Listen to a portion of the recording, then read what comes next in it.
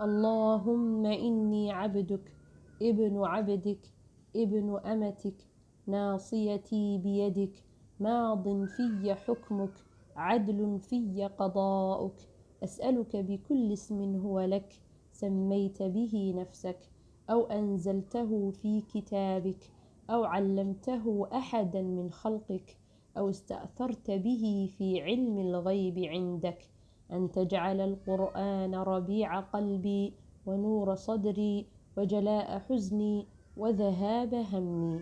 اللهم إني عبدك ابن عبدك ابن أمتك ناصيتي بيدك ماض في حكمك عدل في قضاؤك أسألك بكل اسم هو لك سميت به نفسك أو أنزلته في كتابك أو علمته أحدا من خلقك أو استأثرت به في علم الغيب عندك أن تجعل القرآن ربيع قلبي ونور صدري وجلاء حزني وذهاب همي.